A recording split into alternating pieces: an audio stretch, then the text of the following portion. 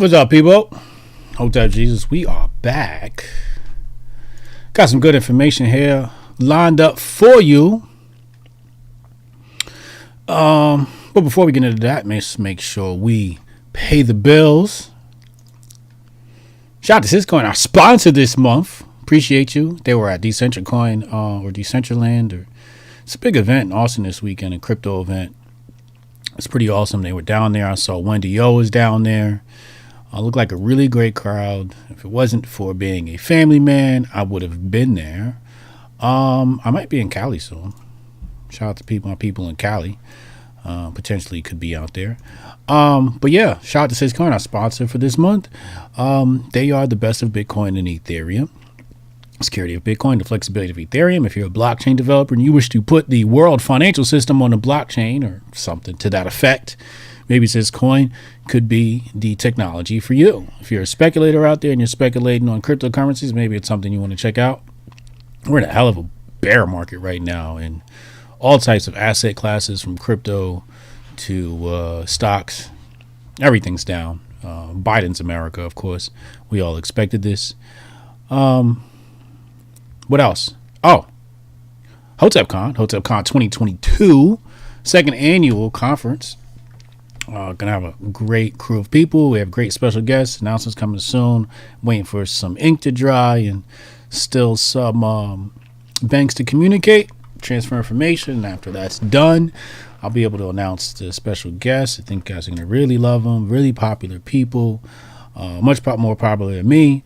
And I think you guys will enjoy seeing these people, very conscious people, very educated people who know their stuff. And I think you'll enjoy seeing them out there. We're going to have a bunch of sharp conversations. Canon Hotep's going to take a bunch of people to the shooting range, practice your firearms training. That's going to be awesome. We're going to be live in studio at the Ahern Hotel shooting Hotep's Been Told You. So if you want to be a part of a live studio audience, you got to be at HotepCon. It's always more fun in person. Last year was amazing, hilarious. Just Hotep's Been Told You is a different experience when you're in person. Still, early bird, second round of early bird tickets are out now. You can use Chad's code, which is FBI. You can use Unk's code, which is Shine, or Canon Hotep's code, which is Canon, and that is 10% off tickets. And that includes a 3-night hotel stay at the Ahern, as well as all food. So basically, it's all inclusive. Once you get out, all you gotta do is get out to Vegas, and everything's taken care of. I'm gonna hang out with me. I'm gonna hang out by the pool. We're gonna hang out, have great food. We're talking about top-notch Mediterranean, La Trattoria, Italiano. We got celebrity chef Mark. So everything coming out of that kitchen is gonna be exquisite luxury. And foreign as well. Some good import food. All right, without further ado, let's hop into this presentation. Shout out to everybody tuning in right now. I appreciate you. Do me a favor and just go ahead and share this. I know some people say likes, comments, all that stuff is good, but I prefer if you just share the stream to your Twitter, Instagram, Facebook, however you do your thing. I appreciate you. Shout out to the Motherboard crew. So let's get into today's presentation. Now, today's presentation was actually inspired by an individual who goes by the name of Mike Cernovich. Mike Cernovich. And, when I saw this tweet, it was on my mind for a few days. It's been on my mind ever since I saw the tweet, because you don't really see this too often. At least I don't. I haven't seen much of this calling out of the grifter class. So today we're going to be going over the 5 classes of a totalitarian state. And again, this subject matter, which I've been covering and writing privately, was inspired by this tweet from Mike Cernovich. And basically what this stems off of a Jordan Peterson tweet where Matthew McConaughey was talking about Uvalde. And it seems like Jordan Peterson actually enjoyed this these comments made by McConaughey where he says he nails it. He says McConaughey nails it. Well, sure, if you're talking about a performance, then sure. So then Cernovich responds to Anomaly here. And Cernovich says he is awake. Guy is literally out of a Charlie Indigo Alpha playbook for Pied Piper / Judas Goat. He says the right things are mostly homeless matters and then sides with the regime on the important issue. And it was this part right here, homeless matters, that really piqued my interest. When I saw that, I said, yes, exactly. That's exactly what it is. You'll find amongst the grifter class, they will glue on to homeless matters. And by homeless matters, I have interpreted that to mean some of the things that really just don't matter. Or don't matter as much as some of the real core topics, such as taking a vacation, right? A medical experimentation, gun control, right? You know, you've been talking about, you know, the left and, you know, whatever they're up to, right? Whatever it is that people are reacting to, that Jordan Peterson has been able to garner the respect of some of the conservative party, some of the conservative minds, been able to captivate these people and become sort of an influencer, a voice for these people. And Cernovich is calling him out. And he's like saying, no, you're wrong on this. And, you know, you say all the right things when it comes to the things that don't matter. But when it comes to the real issue that matters. And I was speaking about this the other day with Uncle Hotep. Uncle Hotep's been told you. And I was basically saying, like, yeah, you guys follow all these great minds and you love them and da-da-da. And then it comes down to, hey, should we take this medical experimentation or not? And then these people that you follow have been in lockstep with taking the vacation. Right? They took it. Some of them have even advocated for it, right? At the beginning of this thing, they said, hey, you should go out and get it. Stop being an anti-waxer. Go get it. So, without further ado, let's hop into today's presentation. Let me just fix that on your screen. Awesome. Cool.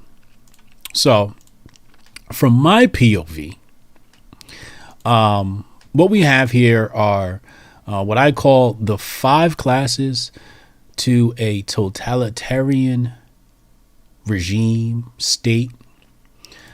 And so let's go bottom to top. First, it starts with you. You are at the bottom.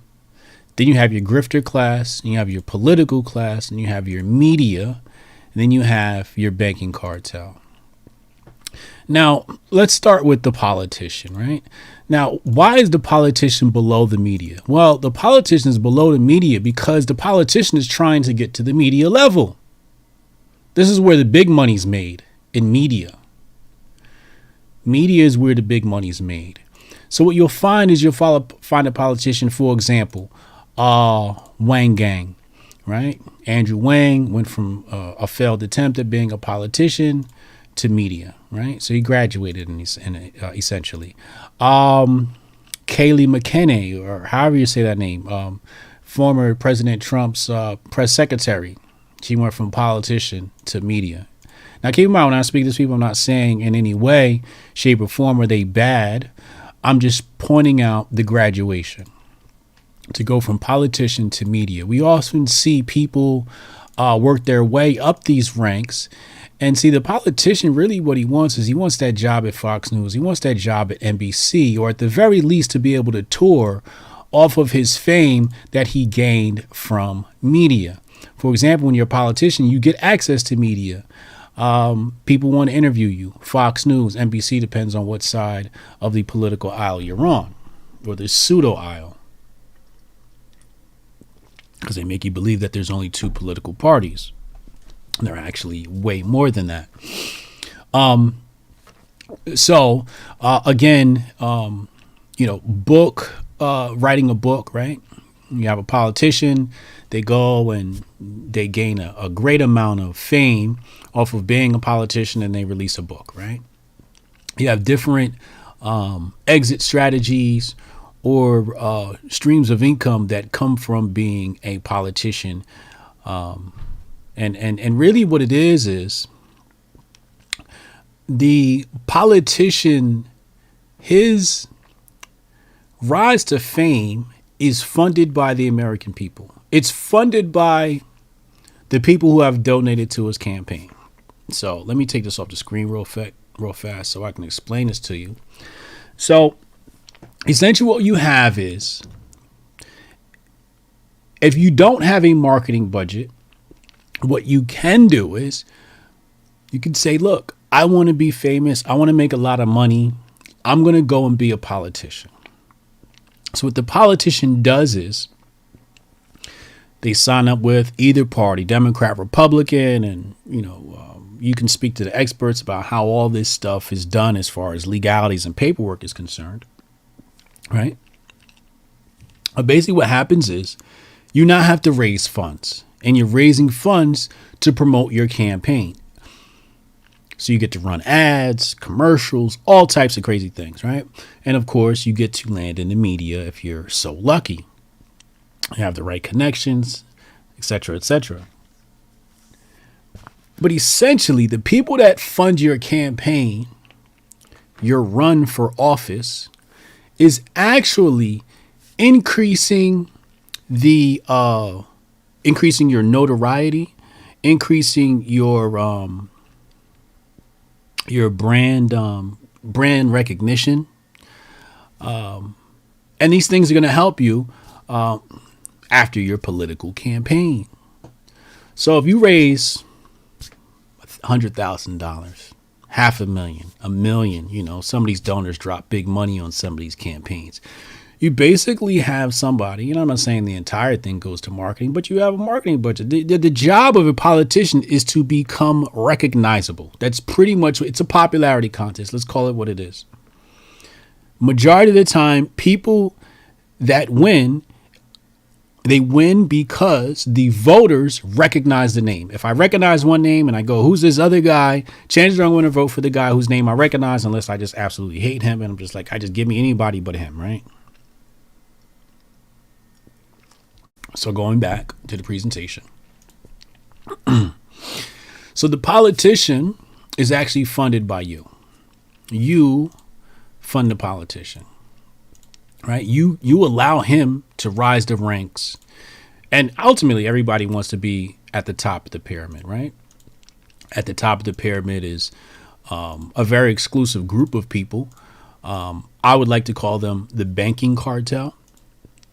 From my experience and from my research, if you purchase my book, The Patriot Report, Exposing the Conspiracy of Money and War, you'll notice that there's always been some sort of banking cartel, whether small or large, that has influenced the minds of not only politicians, but monarchs.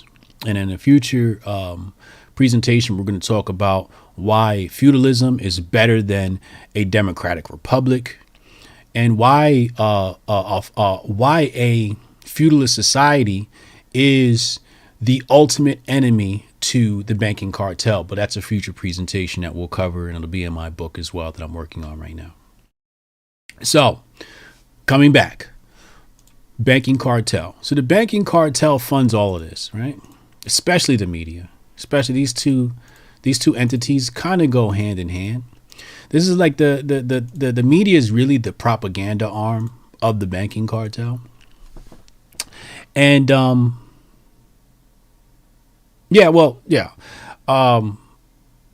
wait, let me hold on. Let me gather my thoughts, because there was something I wanted to say on propaganda. Okay, so yeah, let's stick on propaganda real fast, and I'll tell you what I wanted to say. Right. So basically, the propaganda is pushed out through the media, and a little bit through the politicians. But the guy you got to really watch out for is right here. This is your first line of defense for the psyche of a people as it relates to propaganda.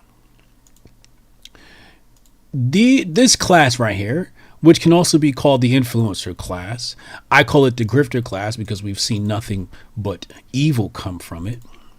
Nothing good has come from this outside of the Hoteps and a few other people. But you have this grifter class, right? And this is your first line of defense. This group right here determines the future of your nation. Not this, and not this. This right here determines the future of your nation. This is going to determine all the rest of this, because the politician depends on the grifter. The media depends on the grifter. The grifter is the one who has the most closest proximity to the masses, you. This person is the closest to you. This is your Jordan Petersons of the world, right? According to Cernovich here in his tweet, right? All right.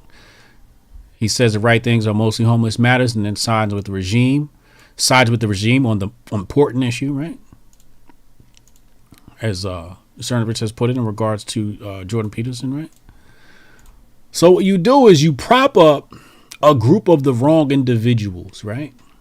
And they say the right things on, the unimportant issues. It could be, I don't know. I shouldn't say unimportant. I should say more pressing, right? Because when it comes to our issues, they're all important. But I think that there is an order of priority. And to say that we should disarm a people or practice gun control is, I believe, more important than the protection of freedom of speech. Because if you can't carry guns, then your freedom of speech is gone anyway, right? But you'll find, I don't pay attention much anymore. So I couldn't give you too many examples. But there's a bunch of frivolous arguments that happen on the daily between the left and the so-called right. The so-called left and the so-called right. And they're basically like, not as important issues. They're not high priority issues.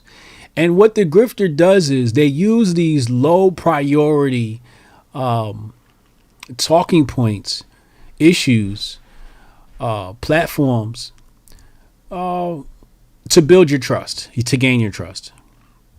So you go, Jordan Peterson says this about, whatever it was, like clean your room, boys, or whatever it is that people enjoy Jordan Peterson for, right? I don't know what it is they enjoy him for, but whatever it is that they enjoy him for, he says all that stuff and people go, yeah. And then it comes down to your Second Amendment rights. And he's like, McConaughey nailed it. And you're just like, wait, hold on. You're a part of the totalitarian state now? You weren't supposed to be a part of this totalitarian triangle, pyramid. But apparently, potentially he is. Or maybe he just feels that way. I don't know. I like to give him the benefit of the doubt and just say maybe he's just not educated on what happens when you strip people of their rights to firearms. Also, I'll notice is when the grifter class, a lot of people will promote foreigners. There's a lot of foreign influencers in American politics, right? A lot of foreign influencers in these politics, right? So and I don't think there's not too much wrong with it. But when you're dealing with somebody like a Jordan Peterson, he's Canadian. It's not even American. And this guy has a lot of pull and say so within American politics, and you give him that room. And anytime I see somebody from a foreign country and they have an opinion on our domestic issues, for the most part, I ignore them. I don't want to hear anything they have to say because they are not close enough to the problem to understand it. They're not American. Please focus on the problems of Canada. If you're from the UK, focus on the problems of UK because you're much worse off than we are. Please don't come over here talking about our country. Stay in your lane. Because one thing I don't do is I don't talk about what other foreign countries should or should not do. I discuss history. I discuss events. But I stay in my place. I stay in my lane, and my lane is America. The only thing I discuss outside of America are the ties of the European banking cartel and the historical timeline that stems from Europe into America. Outside of that, I stay in my lane. I talk about U.S. issues. And I see a lot of grifters from foreign countries gaining a lot of clout off of talking American politics. And this is sort of like saying I should allow my enemy to control my mind. Because remember, the grifter class is the first line of defense for the psyche of a public. It's the first line of defense for the psyche because the propaganda is going to come through the grifter class. So before you pick your politician, you got to pick your influencers, your right grifters. Now, you know, we have Jedi and we have dark side grifters, right? Good side grifters and bad side grifters. You choose the bad side, you're going to get bad propaganda. You choose the good side, you're going to get good propaganda because there's good propaganda and bad propaganda. Propaganda is a tool of war, whether it be psychological or physical.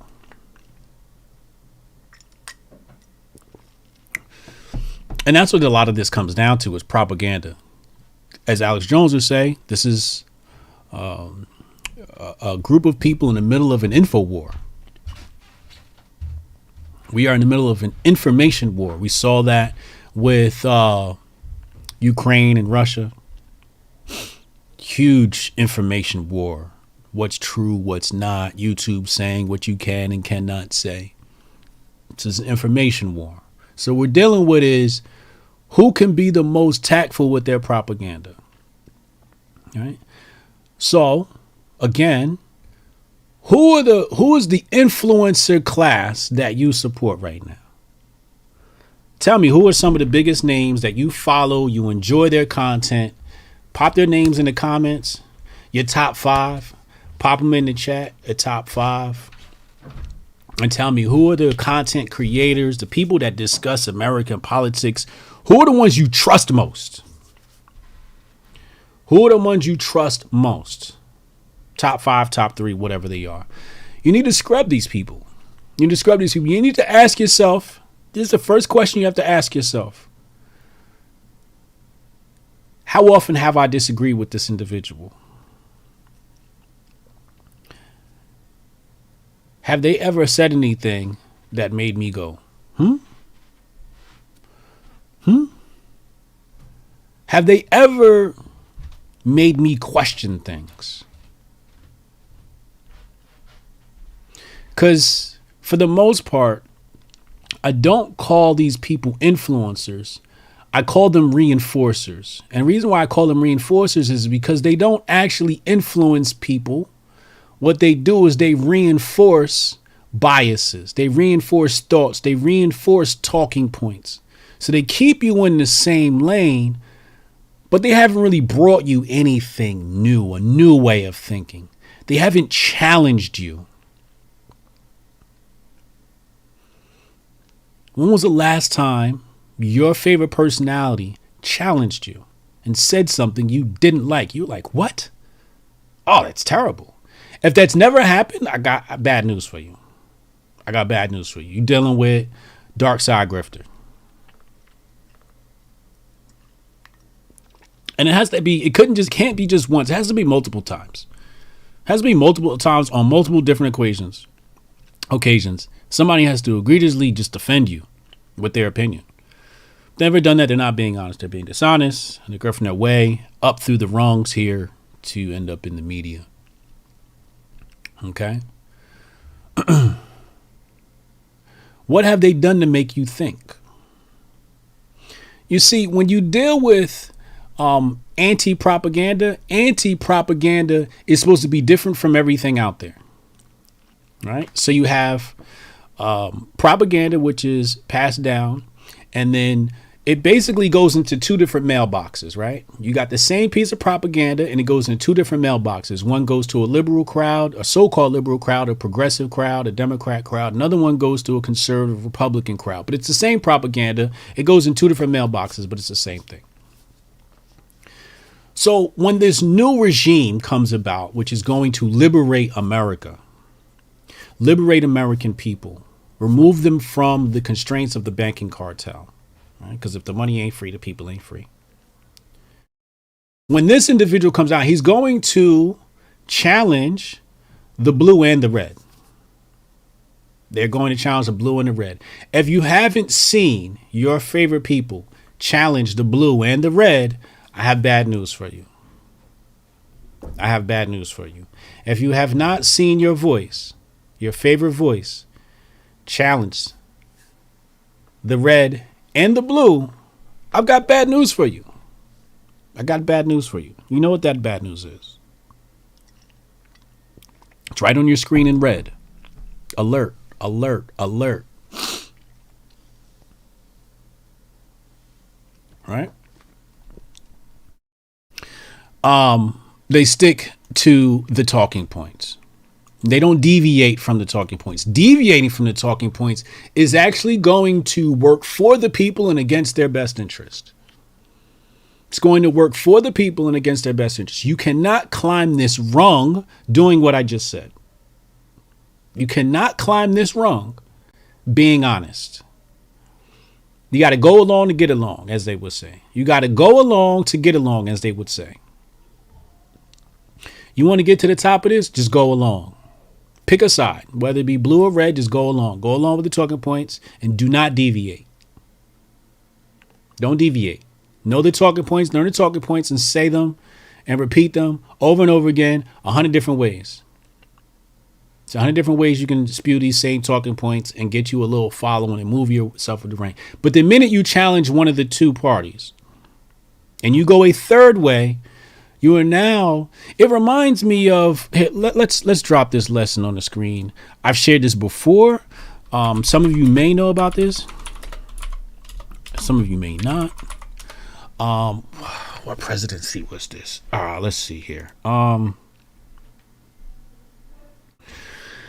right, let's put this on your screen. Hold on one second. Okay, so it says here, Anti-Masonic Party. So this is the Anti-Masonic Party, also known as the Anti-Masonic Movement, was the earliest third party in the United States. Formerly a single issue party, it strongly opposed Freemasonry, but it later aspired to become a major party by expanding its platform to take positions on other issues. After emerging as a political force in the late 1820s, most of the anti-Masonic party's members joined the Whig Party, which turned into the Republican Party in the 1830s, and the party disappeared after 1838. You see, it disappeared, right? We're not going to go down this hole.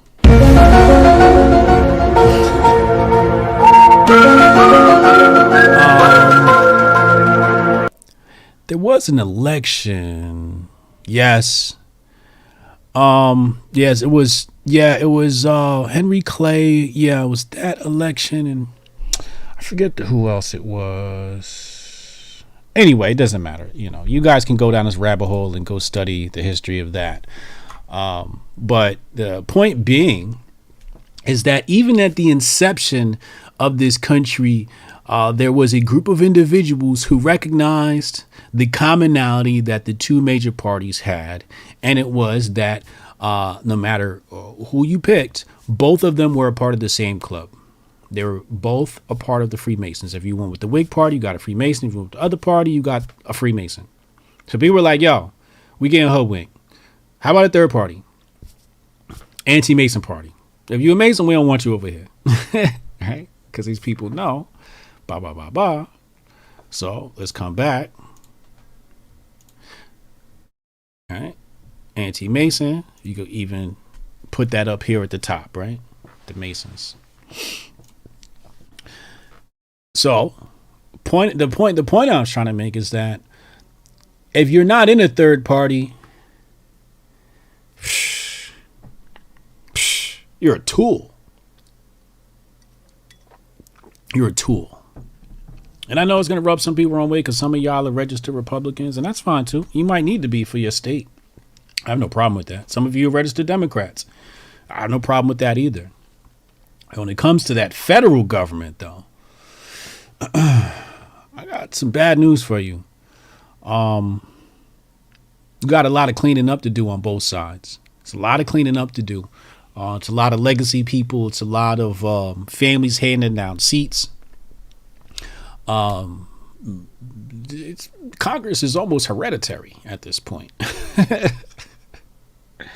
It's almost hereditary. When we saw that with the Bushes, we had father, son. Shit, Prescott was even involved in politics. But a lot of these congressional seats are hereditary, right? They get passed down from one generation to the next. So coming back to Cernovich's tweet, put that back on the screen here. Mostly homeless matters. And then sides with the regime on the important issue. You gotta watch these people, man. They know the talking points. You, as a people, have to elevate your, it's not requirements, it's not prerequisites, standards. You have to raise your standards. You have to raise your standards on who you say, hey, this guy is awesome, go follow him. You need to do some better vetting.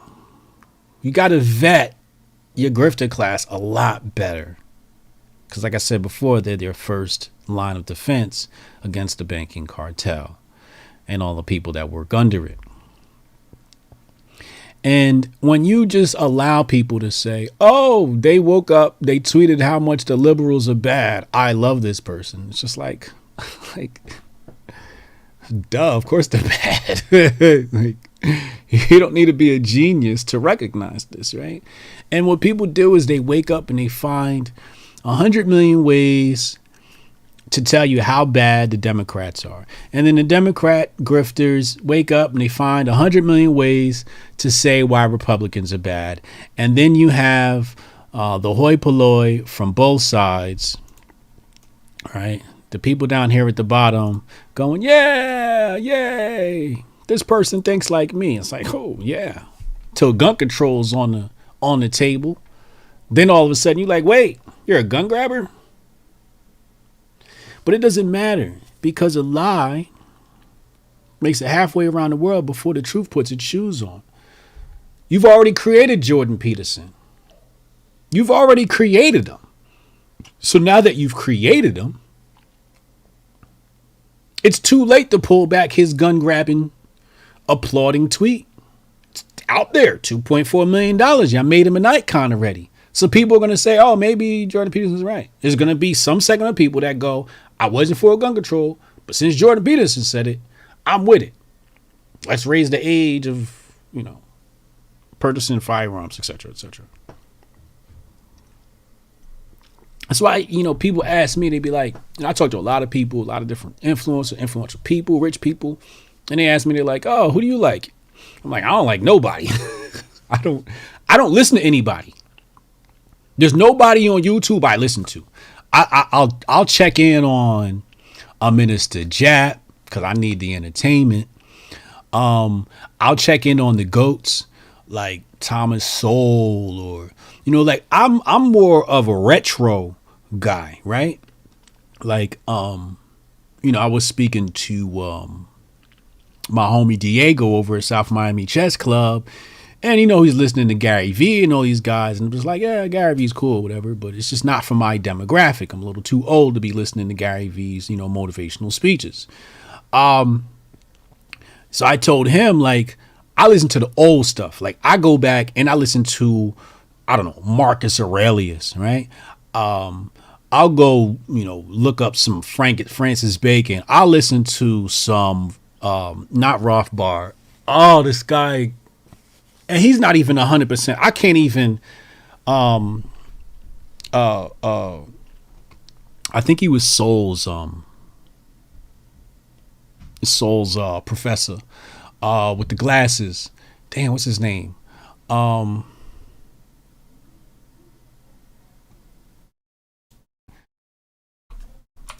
listen to Walter E. Williams, right? I listen to Walter E. Williams. I listen to Thomas Sowell. Who is it? Bill Cooper. Yeah, I've listened to Bill Cooper too. Who is the guy that, and I want to remember his name because I really think you guys should go and listen to this guy. Although he said some questionable things, which I can make excuses for why he made those decisions. Milton Friedman. Thank you. Milton Friedman. Like, I'm more of a retro guy. Like, I'm going to listen to who your favorite studies. And then after I study them, I'm going to go read who they studied. And then I'm going to go read who that person studied. So I'm always going backwards in my history. Like, most of the people I study are dead, right? Mises. Rothbard. Alexander Solzhenitsyn, right? Like, I'm going for the classics. Orwell. I'm going for the classics. I really don't. And maybe because I'm a father and I have corporations that I participate in, such as Hotep Nation. And maybe I'm just too busy because most of the YouTube content I listen to is just some chess games, right? I just get some recaps of, who Magnus Carlsen beat today or Anand beat, right? Or Prague or whoever. These new people, they really don't impress me. It's not many people I could actually sit down and listen to that are alive today. I got to be honest with you. I just can't. I can't. Not to say you shouldn't, because shit, you're listening to my ass. But yeah, I don't even know if I'd listen to me. I don't know. Sometimes I listen to me and it's scary. Like, I don't like listening to me, but sometimes I have to listen to myself because somebody played a clip of me and I'm like, should I hit retweet? Because I don't remember what I said and I say some crazy things and I don't know if I want to, whatever. And I listen, I'm like, oh, that was actually a pretty good thought, right? So maybe I would listen to me. I don't know. But I think a lot of this stuff comes down to interest, age, socioeconomic status, because your income bracket is going to determine what you listen to, right? If you're poor, you probably listen to probably poor material. If you have some wealth, you're probably listening to things that acquire you more wealth, right? So I tend to listen to things that are going to help me acquire more wealth. And what I see from a lot of these people that individuals say, hey, I love this individual, I love their YouTube content. I'm just like, well, what are they feeding you? What are they feeding you outside of sensationalism, outside of, oh, here's what happened today, I'm going to just make fun of this, Joe Biden gaffe. And then now I'm the man because I don't like Joe Biden or something like that. Here's another thing about the grifted class I want you guys to take a look at. I want you to take note of the people who disappeared when Trump left office. Both right and left. Take note of the influencers. Just try to think back. Who don't I hear from anymore now that Trump's out of office? Or who doesn't make the same kind of content since Trump left office? They've completely abandoned making political content because it's no longer profitable because, as you know, media is down all across the board since Trump has left office. And these people have picked up and moved on to greener pastures. Right?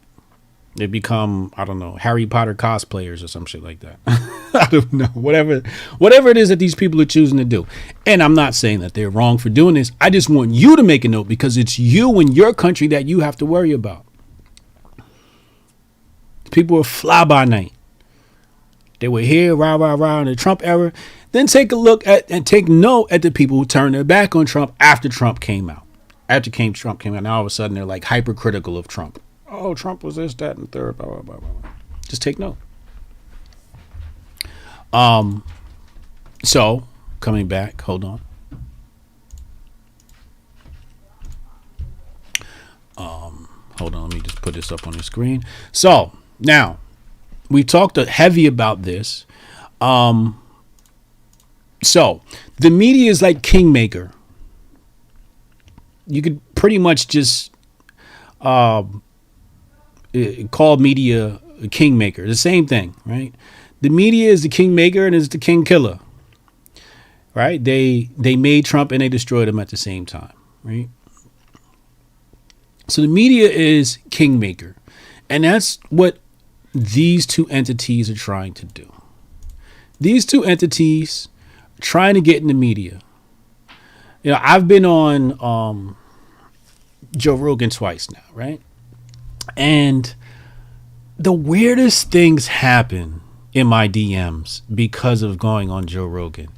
You know, I had one person, influencer, say, hey, how come Joe Rogan won't have me on? He had you on. And I'm just like, we ain't even in the same lane. Like, I don't even know what you do, but you don't do what I do. All right? Like, we're not in the same lane.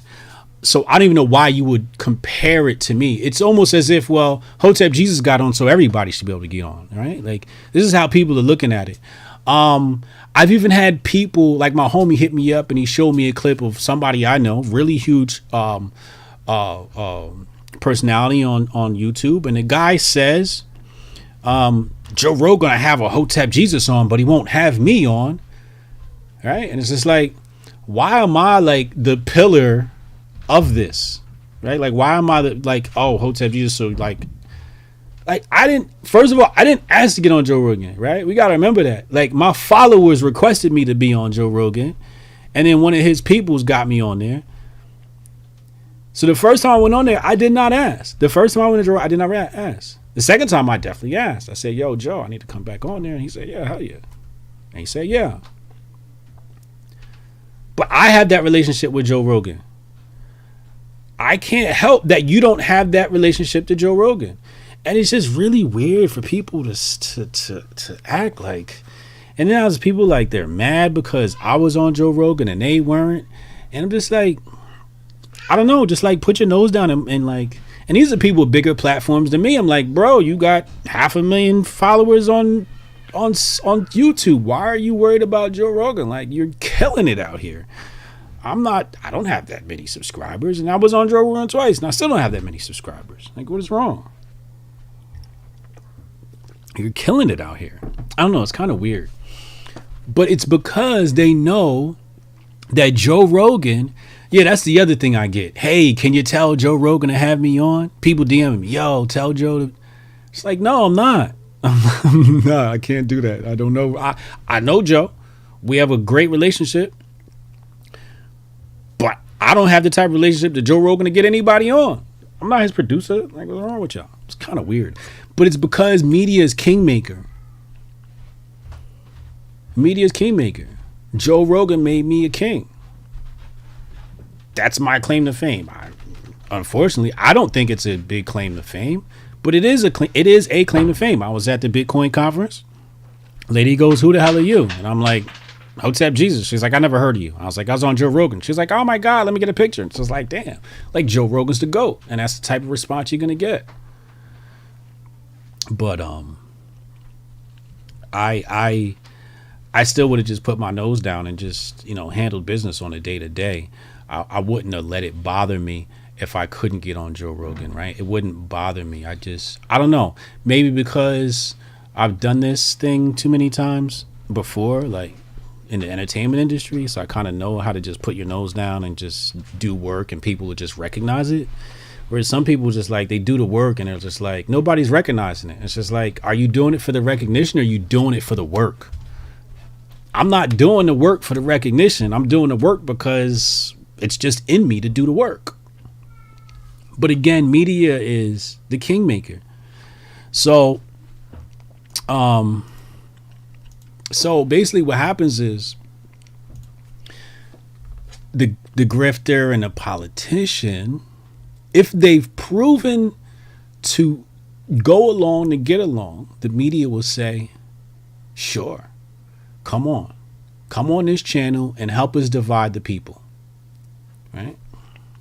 Come on this channel and help us divide the people. We'll make you a king.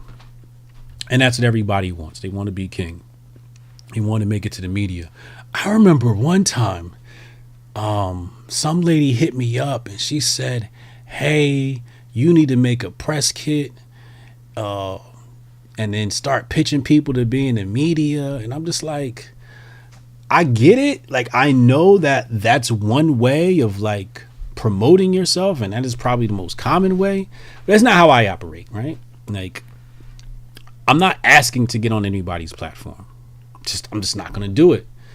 Either they want me there or they don't. That's just how I operate. And it's worked out well for me. I've gotten on a lot of different media outlets. And I hadn't had to ask. I didn't send Alex Jones a press kit to get on InfoWars. I don't have a digital press kit. I don't need one. I don't need one. I turned down requests. From media.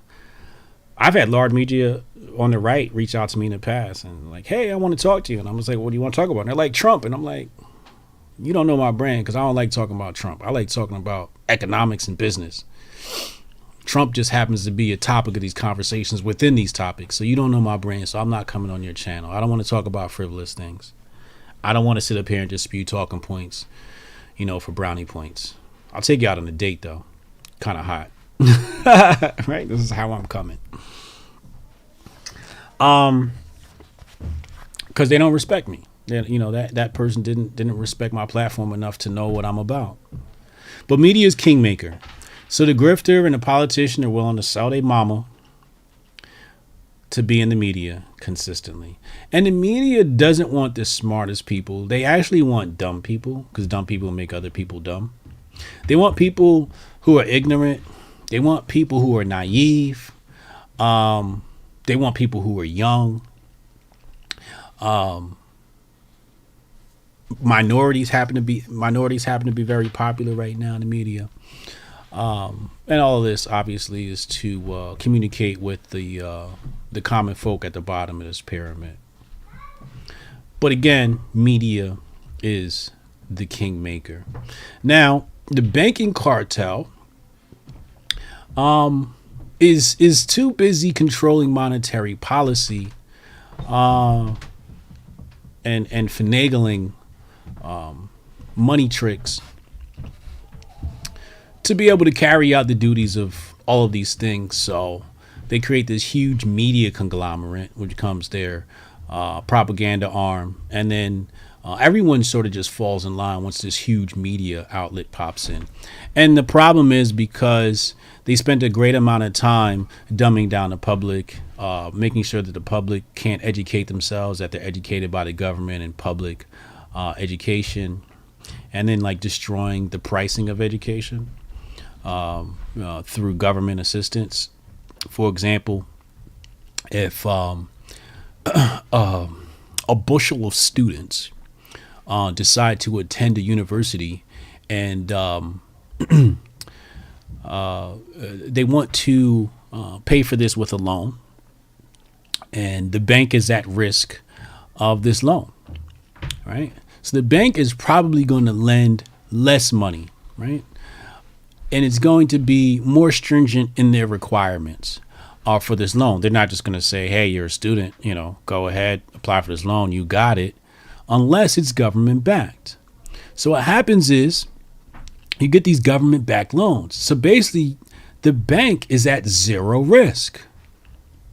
They have zero risk. They can't lose money. So they might as well loan it out because it's just free money. So what is that? How did the colleges respond? Well, the colleges go, well, since it's free money and the banks don't stand to lose any money, I guess we can raise the price on college. And that's what they do. So now you have this astronomical increase in education, carefully crafted by the banking cartel at the top. So that individuals, if they do want to go and get higher education outside of the liberal arts degrees that suck, they would have to pay an enormous bill to do so, whether out of pocket or through loans, which means you're going to incur debt if you're not a part of the middle to upper class.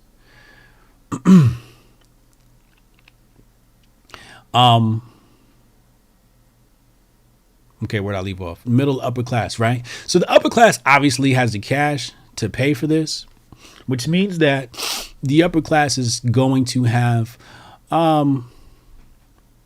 more access to higher education, more access to the facilities of a university. And then the people who don't, the lower classes, etc., will have to take on and incur debt in order to get access to those same facilities. Because when I think about college, I think about college about books, professors, and classes. I think about it in terms of facilities. For example, if I was to go to school for art, film editing, well, they got a state-of-the-art film studio right there in the college, or whatever it may be. So you really have access to facilities. Even if you were a culinary arts student, you wanted to start a business, you could probably do it in college at a culinary arts institute and use their kitchen, right? Instead of a private kitchen that you'd have to pay for, et cetera, et cetera. So I think colleges provide great facilities for learning. Great environments for learning. I mean, look at some of the world's foremost billionaires. Let's look at Bill Gates, and let's look at Zuckerberg. Zuckerberg probably being the best example because, he didn't. I don't believe Zuckerberg finished college, and I do believe that his app, Facebook, now called Meta, was basically created at a college. And I tell people all the time, the best place to start a business for a young person is college, because all the pieces to the business are there on campus somewhere. Somewhere on campus, there's an accountant. Somewhere on campus, there's a coder. Somewhere on campus, there's this, that, so on and so forth. So you can put your corporate, and not only that, but also your customers right there. You can start an entire advertising campaign right on campus. I used to do this when we were in music. We used to market to colleges all the time. And it was really easy because it was a concentrated group of people. So it works really well. So college, again, giving access to the upper stratosphere of humanity and individuals willing to incur debt. All right. So anyway, that was a bit of a segue. The banking cartel essentially has ruled first and foremost from the central banking institution. And again, you got to go get my book, Patriot Report, Unmasking the Conspiracy of Money and War, where I detail this and track it at the very inception of the United States of America, and even before 1776, the banking cartel's presence on this land. And I've discussed this before with Michael Malice most recently. But again, if the money ain't free, the people ain't free. So that's the first thing a totalitarian state has to do. It has to take control of a country's finances. And you'll see that in the 10 planks of communism, I believe number 5 or 7. One of those, it says centralization of credit within the hands of states. This is right in the 10 planks of Marxism, 10 planks of communism by Karl Marx, or allegedly written by Karl Marx. Although I don't believe Marx wrote Das Kapital. Anyway, it does say centralization of credit within the hands of the state. So that's essentially the first thing you have to do, is you have to take control of the money supply, because the money supply is really going to determine the extent of freedom that a society has. If you control the money, who cares about the rest of the society? I think there's a quote from somebody that says, I care not who makes their laws if I control their money, right? Whether that's true or not, a real quote or not, the strategy behind it is still entirely effective and valid. So the totalitarian state does need to control the money supply. In fact, when we go look at the Revolutionary War, as I illustrated in the Patriot Report, people said it was about a whole bunch of different things, but really what it was about was the script. The colonies wanted to create their own money. PA, according to Adam Smith in The Wealth of Nations, PA had sound money, whereas other places, I believe, like Boston, Massachusetts, did not have sound money. They had fractional reserve banking, which sort of got out of hand. Inflation spiked, and London basically said, you guys are irresponsible with your money. Therefore, the king is going to issue this edict that says, what's the name of that one? Is it a Monetary Control Act or Banking Act? I forget the name of that act, but one of the kings, I want to say it was King George, basically said the states can no longer issue their own credit. And that's when the white man in America said, you can kiss my ass, hold this musket, King George. And shit went down. Okay, so people would tell you a whole bunch of other reasons for the war, but really it came down to the issuance of the country's currency. So again, I'm about to get to super chats now. Appreciate the guys with the super chats, and I'll take some questions from the chat as well. But again, you got to remember, for a totalitarian state, these are the different classes. It starts with the banking cartel. The banking cartel has to control the money supply. That's the first and foremost. In fact, I'll be showing you in the future, I'll be doing presentations on, for example, the Russian Revolution, and even when we look at the November Revolution in Germany. Both carried out by Bolshevik entities. And looking at the sort of wealth that these nations had, Russia being number one in wealth, probably before, arguably, I'll say arguably, Russia was the wealthiest nation on the planet prior to the Bolshevik Revolution. So who does that sound like it's competition to? Obviously, that's competition to the banking cartel. But the banking cartel basically needed to destroy feudalism and replace it with a democratic republic. You'll see that here in the United States of America, and I've talked about this before, where I say United States of America had become at 1776 a communist state. People will argue with me, but it's because in Germany, you had the Bolsheviks install the Weimar Republic, and then in Russia, you had the Duma. And basically, these are all democratic republics. And I'm going to show you why in the future. I'm going to do a presentation of why a democratic republic is trash. The United States has a democratic republic. In fact, at the inception, as we all know, the United States of America were 13 colonies, but they operated separately. But then a federation was brought about with federation, aka centralization, not decentralization, the opposite of, but it's centralization. And then we have a democratic republic, which is the same government that is installed after Bolshevism takes down the crown in Russia and installs the Duma, and in the November Revolution, destroying the crown there and bringing about the Weimar Republic. Democratic Republic is actually a trash style government, and I'll explain why in a future presentation. I know some of you are in love with it. So we'll talk about that later. So the banking cartel obviously has to take control of people's minds, because if people find out that the banking cartel is stealing people's money and stealing people's labor through inflation and deflation, well, they might be in for a rude awakening, like a revolt of some sort, an organic revolt, not one manufactured by Wall Street like the Bolshevik Revolution. So therefore, they have to have a strong propaganda campaign, which means they are going to take over all parts of media. The media is the kingmaker, so the media is going to tell the people who they need to listen to. If you see these people on TV, that means you should listen to them. That means they're probably good people. At least that's what they want you to believe. So then the politicians that make it to media, think about all the good politicians who never make it to TV. And for example, let's talk about, and I do not endorse this candidate, but let's take a look at Tulsi Gabbard.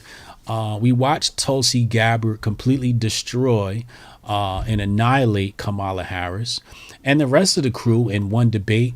And then somehow, miraculously, the media or the political establishment has decided that she was no longer qualified to take part in any further debates. Meanwhile, when you go check the Google Trends and you go look at people looking up Following the debate, everybody's like, who's this Tulsi person? I like her. And they go, no, you have a seat. You're way too hot. We need you to cool off. So they can be the king maker, right? And they'll bring Tulsi back out when they need something pushed. But keep an eye on her. I got a running joke, which I say she's an android. Anyway, so that's what the media does, right? They have the ability to make the king. So they're king makers, right? And they're going to give you your approved list of politicians you can choose from. You might want to choose somebody who's not in the media and say, well, where are the names that are not in the media? Where are the names that are not? Because, we always talk about remove money from politics. I mean, I don't think people should have advertising campaigns to run for office. I can think of a bunch of different ways to run it better, but I would ban it in my town. I would say, no, you can't do any advertising at all for your campaign. What we will do is we will hold a town hall. We will do the marketing for the town hall. And you could bring your punk ass down here and you could debate these issues in front of the public. And in my state, I will shut off all local news and only show this. This is the only thing that will be aired because this is important to people's lives. I can do a whole bunch of things as a dictator that would be way more powerful than the type of government they have set up here. So anyway, so the media makes the politician. Now the politician doesn't have access to the people, doesn't have direct access to the people, so they're going to rely on grifters, right? And I realized this firsthand when I had a Republican reach out to me, and he said, hey, I'm running in your state.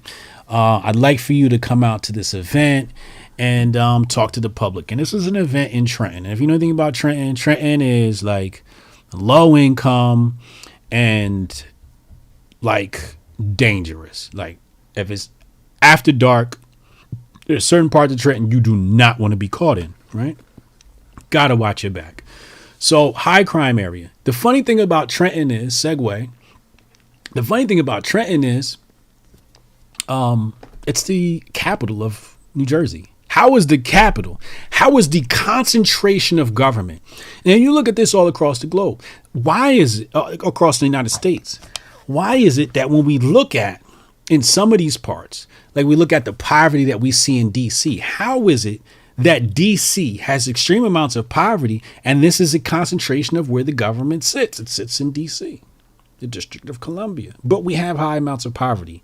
Then you go look at Trenton. Trenton's the capital, high amounts of poverty with the concentration of government. I just find that very interesting in those two examples. And I'm sure there's more examples, but those are two examples I can think of right now. So anyway, this politician reaches out. He says, Hotep Jesus, I'm talking to some people in Trenton. I'd love for you to come out and hang with me and give a speech for these people. Now, I know in my head, he's going to be speaking to a majority black audience. This is a white man, so he wants his black guy to stand next to him so that I provide him legitimacy, right? Because they go, oh, well, he's got this black guy next to him. We should probably listen to him. And this black guy seems, in touch with the people. So I said to him, what's your budget? And he was like, well, I was hoping you'd do it for free. He didn't say it like that, but that's what he was hoping. He thought I was going to leave my house, leave my family, take time away from my children, which I spend a tremendous amount of time doing, and go down to Trenton to help him win an election so he could turn his back on me later.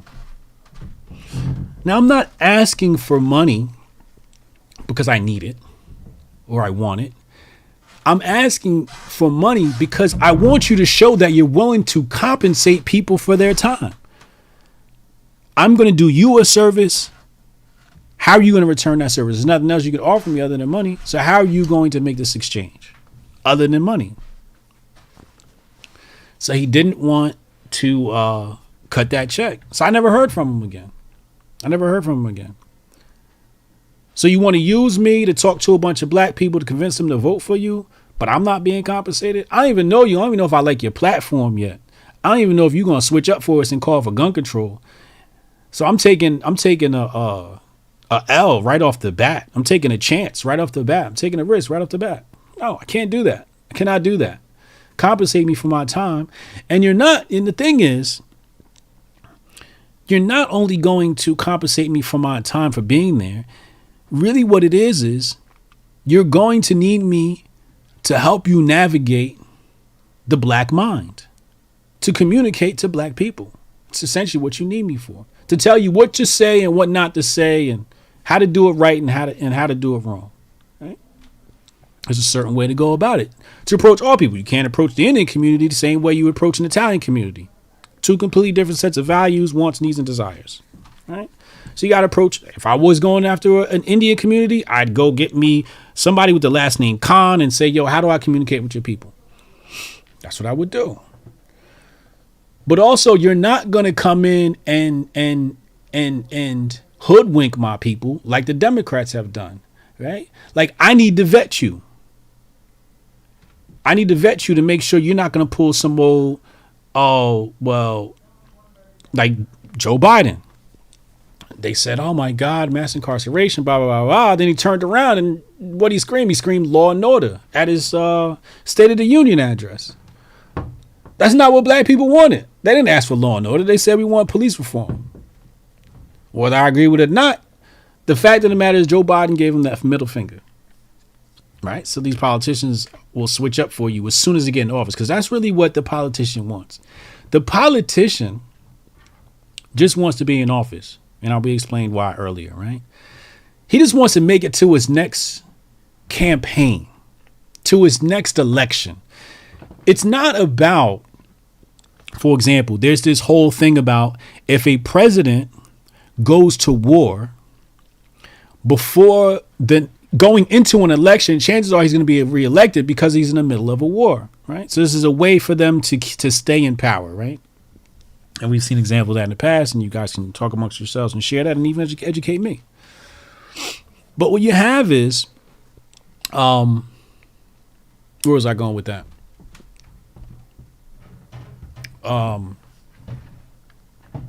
Okay. So what you have is you have politicians who become a successful politician, but they're doing the job, running the talking points just to get another 4 years, just to get another 6 years, just to get another 2 years, right? It's just about making it to the next election. It's not about fixing anything. It's about how do I win the next election? That's all this is about. How do I win the next election? Your district could be screwed up, but how do I win the next election? Right? So again, got the politician. Now the politician needs the grifter, because the grifter is Matthew McConaughey, right? Jordan Peterson, Justin Bieber, whoever it is that you listen to in your leisure time. You watch their movies, you listen to their music. We see it amongst the black community. You know, they rolled out Cardi B for us. They rolled out Jay-Z and Beyonce to perform for Hillary Clinton. And the politician knows that the people are more in touch. You'll even see them go after the church and the pastors and so on and so forth. But he said, correct. Their job isn't governing, it's getting elected. Correct. But the politician knows that in order to touch the hearts and minds of people, which is why that politician reached out to me, because I'm in that influencer grifter class. I need this guy because he actually knows how to talk to people. That's why he's an influencer.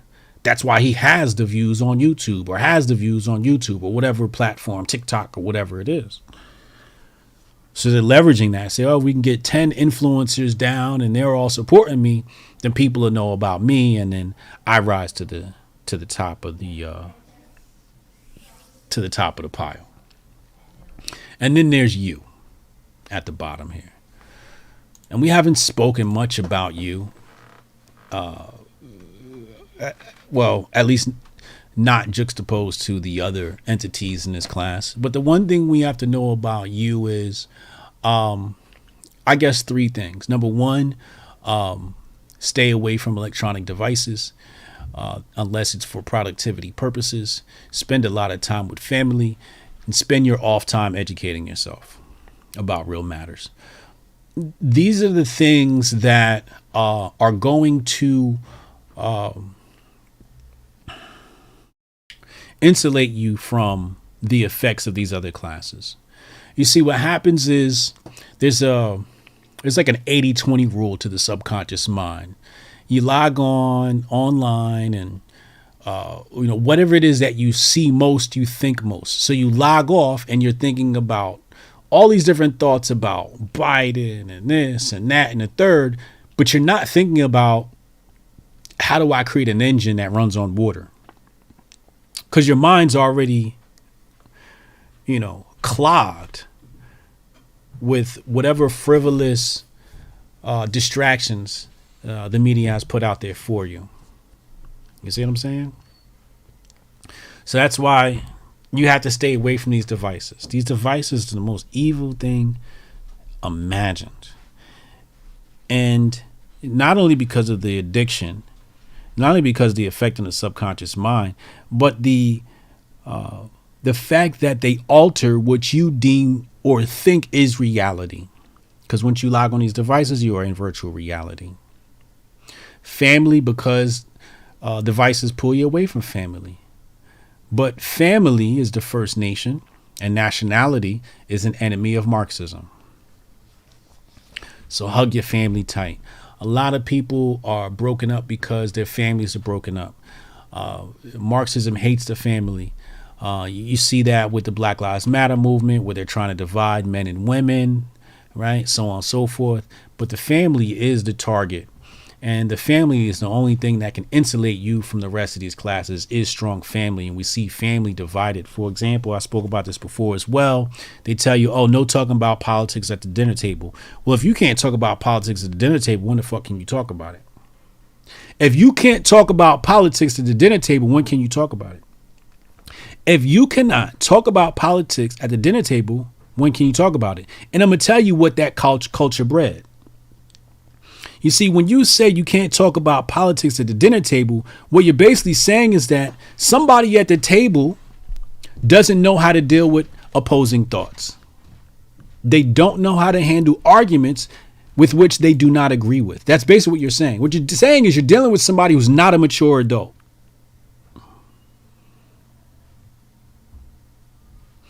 So what did that breed?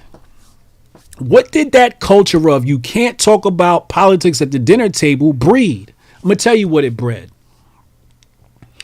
It bred a bunch of blue democratic snowflakes. So when you come online and you express your opinion, they go and they get upset because they've been raised in a culture that never put them into an environment where their opinions were challenged.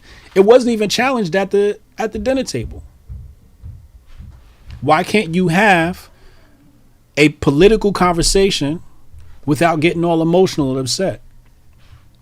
I went to a family gathering and I had somebody pull me aside and say, yo, don't talk about politics today. I'm like, yo, I'm over here chilling, enjoying my toast. I wasn't even going to bother y'all today with the politics. Don't you start doing that smart talk again around these folk. We don't want to talk about that. We want to talk about Hollywood. We want to talk about entertainment. We want to talk about everything that does not matter, but we don't want to talk about the political strategy of a people. What do you think they doing in the Hamptons when the banking cartel get together? What do you think happens when this banking cartel gets together in Davos? What do you think they're discussing? So when do you discuss your politics if you don't discuss it at the dinner table? If you don't discuss it at Thanksgiving, when are you discussing it? Are you discussing it? Because if you ain't doing it at the dinner table, you're not doing it at all. And now, since you're not discussing politics at the dinner table, when your child goes away to college, they're going to come back a raging liberal, and you're going to be like, what happened? You never talked about politics at the dinner table. Right? Somebody said brilliant. It also led to spineless conservatives not speaking up. Yeah, same thing. But it bred a nation of individuals who can't handle opposing viewpoints and don't know how to handle it, even if they could. Even if they could stomach it, they don't know how to reply in a respectful manner, how to reply in a mature manner. So family first. Discuss your politics. The one thing you need to talk about with your spouse most are your economic goals. Ask your wife, where do you want to be from 10 years from now, 20 years from now? What does your life look like? Once they say that, because everybody wants the yachts and everything, ask them, how do you plan on getting there?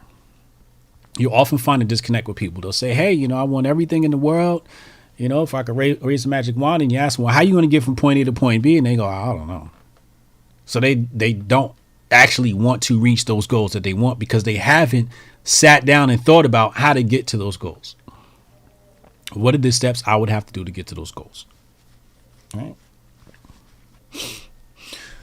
Once you have your economic goals in place, you have to talk about your political goals. Notice the order. Without economics, there's no politics. Without economics, there's no politics. Politics lives off of economics. Right? Economics is the exchange of scarce goods and resources, and that's what politics is basically wrapped around, is how do we divvy up these resources, right? And that's basically what socialism is. It's basically what government is a form of socialism, aka communism.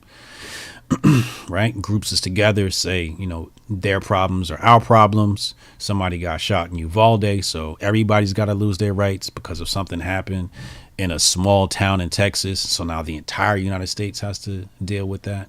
Right? That's communism. Right? I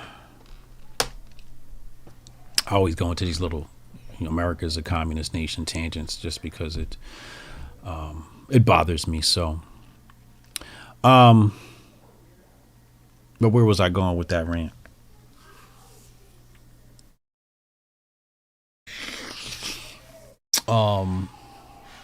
Centralization, the politics, the state, family. I'm trying to work my way backwards. Oh yes, socioeconomic status, and then politics. Yes.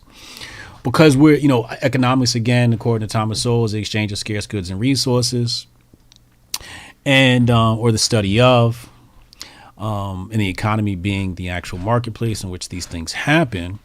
So you have to know where your family wants to go to know your politics, because if you have a certain socioeconomic status, it might make sense to move to Tennessee or someplace else that doesn't have like state tax, for example, right? So this is why you want to take a look at what are my goals and then where do my politics align, and I can move my family to this place, et cetera, et cetera. So that's why I think you talk about the money first. And that's another thing, I think if people spoke more about the money and less about the politics would settle itself. And that's the problem. Most people aren't educated on economics, because if people were educated in economics, they would see the disastrous decision making of Congress, which brought us into this inflationary time period, right? And we saw the CPI yesterday. They said it was 8 point something. It's probably 18 point something. Who knows? Because, well, they changed the rules on what the CPI is and what goes into it. And by the time you average it out based upon the things they said, yeah, sure, it's 8.9. But anyway, it's another story for another day. But again, economics led to the decision making of the Fed, politicians. What do we do about the poor, right? Healthcare, all these different.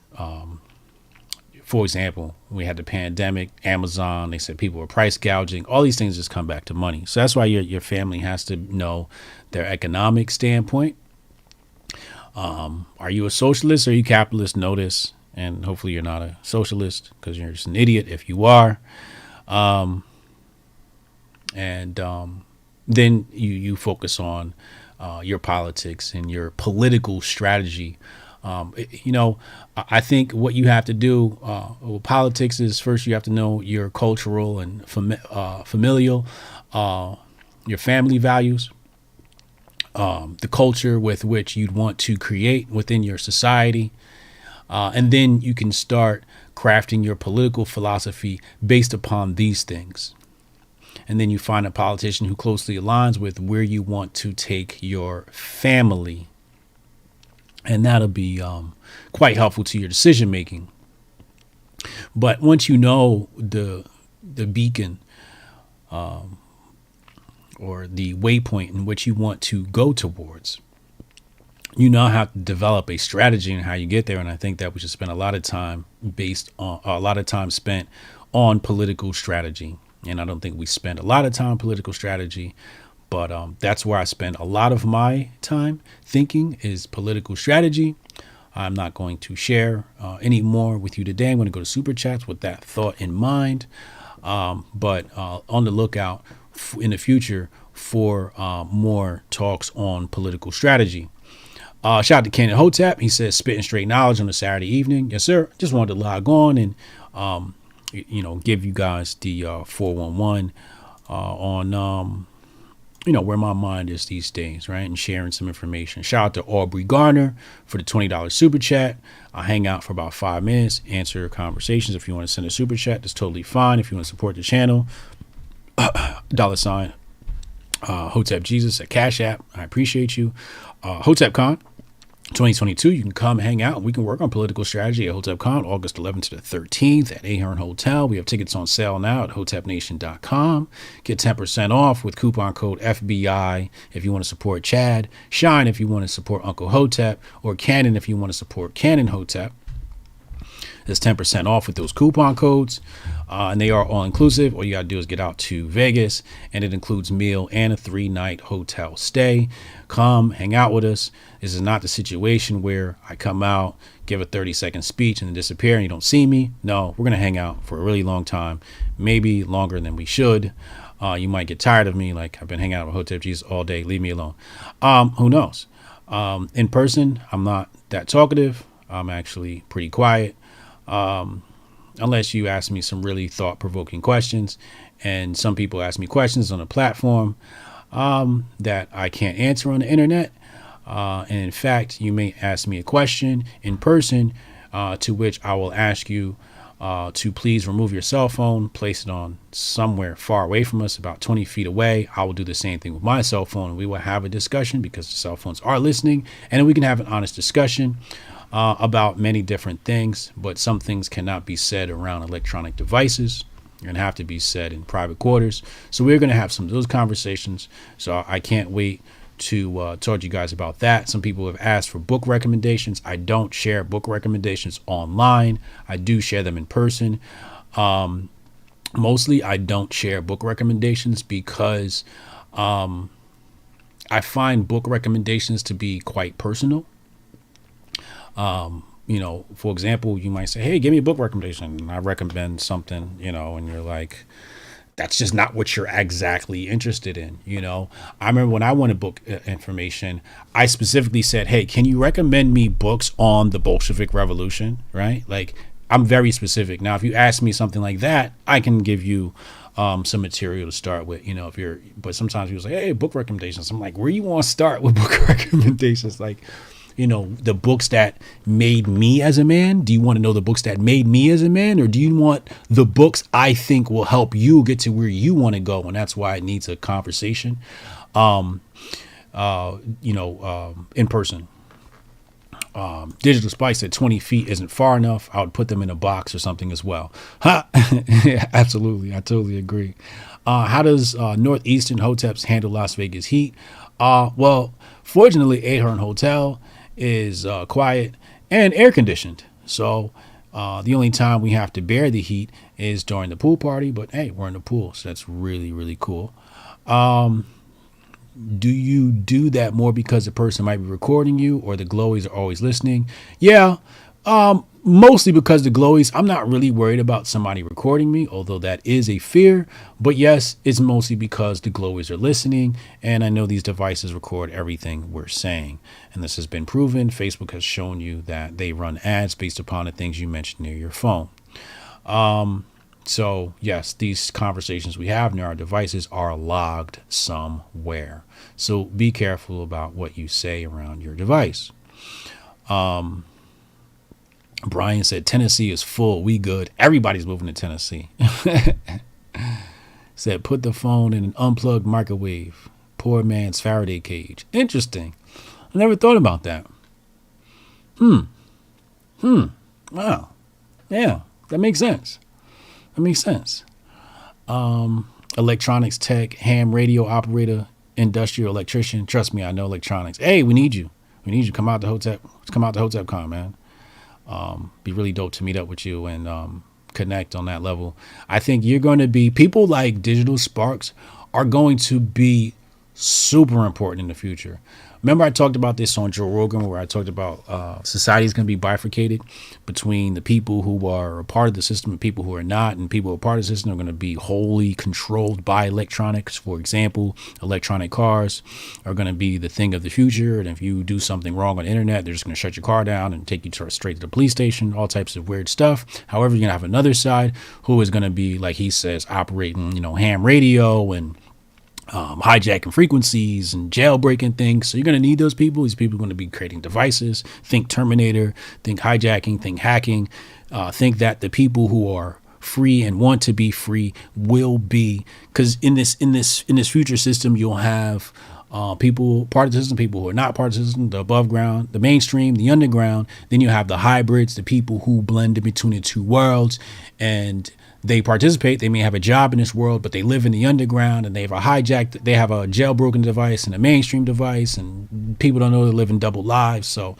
that whole situation, and we have that happening right now. We have people living double lives. We have people who work at liberal corporations, who are conservative, who are Trump's fans that nobody knows. They won't say it because they're afraid to get fired. These people are living double lives, and these people will live double lives in the future.